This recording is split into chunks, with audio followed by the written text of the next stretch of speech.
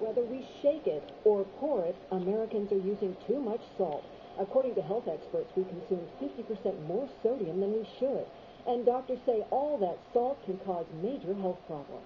What happens is that in our 30s, 40s, and 50s, our level of activity goes down. Although sodium plays an important role in regulating body fluids and blood pressure, most of us consume way more salt than our bodies need. The American Heart Association recommends that most Americans limit sodium intake to no more than 2,400 milligrams or 6 grams a day. That's just a little over a teaspoon. Obviously, when you're 30, you may grab foods that are easy to make, and those that are more processed usually end up having more sodium in it. So you have to really think about what you're giving your body. So watch processed foods like lunch meats and frozen dinners. Salt is something that masks flavor, but it also makes it feel like there's a lot of taste in your mouth. It's a very inexpensive way to give something flavor. In pregnant women, edema or water retention is common, but don't cut out the salt.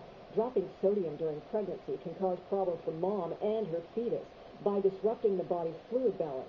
Edema that occurs during pregnancy is usually not harmful unless the mother has high blood pressure. In the first 3 months of pregnancy, it's very important to be healthy and eating healthy.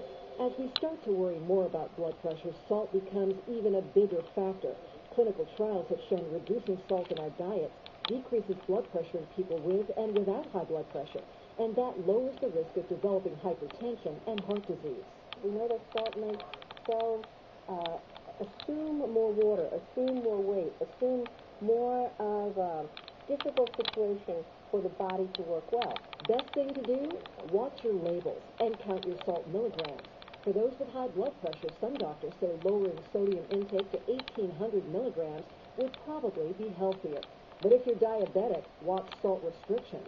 Small studies have suggested that type 2 diabetics can actually see their glucose levels rise if they don't consume enough salt.